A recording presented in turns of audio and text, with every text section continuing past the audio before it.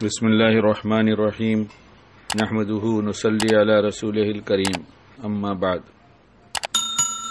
کچھ تجربات بار بار بیانوں میں بہت دفعہ یہ باتیں آتی ہیں جس کی وجہ سے مشہور بھی ہو گیا ہوں کہ بیوی کے بغیر ان کی بات پوری ہوتی نہیں۔ اب 5 منٹ کی کلپ میں تو ایسی باتیں نہیں آ سکتی، جب گھنٹے 1.5 گھنٹے 2 گھنٹے کے بیان ہوا کرتے تھے تو اس میں اکثر یہ باتیں آتی تھیں، ابھی بھی کبھی کبھی آتی رہتی ہیں۔ ظالم بن کے گھر میں جینے سے اچھا ہے کہ صبر کے ساتھ جی لیا جائے۔ اس کا مطلب یہ نہیں کہ بیوی کی ہر بات مان لی جائے، اس کا یہ مطلب نہیں ہے۔ اس کا مطلب یہ ہے کہ میرے مزاج کے کچھ خلاف ہوگا تو میں اسے برداشت کرتا رہوں گا، لیکن جب شریعت کے خلاف ہوگا تو پھر برداشت نہیں کیا جائے گا۔ کہا جائے گا بات تو شریعت کی چلے گی، اس گھر میں نہ تمہاری چلے گی نہ میری چلے گی، اس میں شریعت چلے گی، اس لیے کہ ہمارا ایمان ہے کہ مرنے کے بعد حساب کتاب ہوگا، اور قرآن کا حکم ہے اسلام میں پورے داخل ہو جاؤ۔ تھوڑا چھوڑنا تھوڑا کرنا یہ اسلام نہیں سکھاتا، قرآن کا حکم ہے یہ کہ پورے داخل ہو جاؤ۔ میں نے محسوس کیا کہ کچھ جوان لوگ اپنی بیویوں کے ساتھ بہت رعایت کرنے لگے، تو جب وہ بہت رعایت کرنے لگے تو ان کی بیویاں سر چڑھنے لگیں۔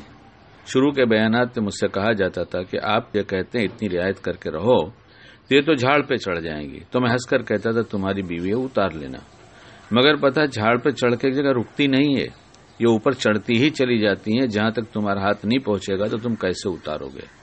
اس لیے برسوں سے ایک طرفہ بات کہی گئی تھی جس کا نقصان نظر آنے لگا۔ مجھے اعتراف ہے میری غلطی ہے، میرا قصور ہے، اللہ مجھے معاف کر دے۔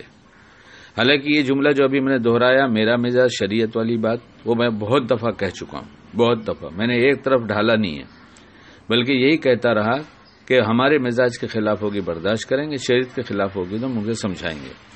لیکن بعضی بیویاں اتنی چڑھ گئی ہیں کہ جب ان کے پاس مال کم تھا اور ان کی شادی ایسے شوہر سے ہوئی جو بہت مالدار ہے، تو دھیرے دھیرے اس شوہر نے میرے کہنے کی وجہ سے جو رعایت برتا، تو اس رعایت کی وجہ سے اپنے دوستوں کو چھوڑنا، گھومنا چھوڑ دیا۔ اب فرصت ہوئی، کام ہوا، اپنے گھر میں آ گئے۔ تو ایسی کتنی بیویاں ہیں جو چونکہ مجھ سے لوگ پوچھتے رہتے ہیں، ان کا دماغ بہت خراب ہو چکا ہے۔ جب چھوٹے تھے مطلب مال میں کم تھے تو کوئی اسٹینڈرڈ نہیں تھا، اب ان کا اسٹینڈرڈ ہو گیا۔ شوہر کہتا ہے میں گاڑی چلا کے لے کے چلوں، ایک ڈرائیور رکھیے۔ کیوں رکھیے؟ میں تمہیں تنہا ڈرائیور کے ساتھ تو بھیجوں گا نہیں۔ لیکن وہی جس گریڈ میں اپنے آپ کو سمجھنے لگیں، اس میں باتیں ہوتی ہیں، میرے پاس 2 ڈرائیور ہے، میرے ایک ڈرائیور ہے، ڈرائیور کہیں گیا ہے گاڑی لے کے، اس کو ابھی میں نے کام سے بھیجی ہوں۔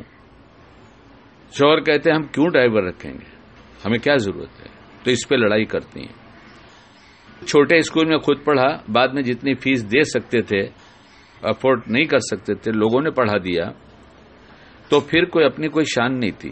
اب جب اپنے بچے بڑے ہونے لگے، بچے بڑے کیا ہونے لگے، ابھی تو KG، نرسری، پہلی، دوسری، تیسری، 5ویں، 6ٹھی، 8ویں، اتنے ہی تک پہنچے ہیں کہ اب فرمائشیں شروع ہو گئیں۔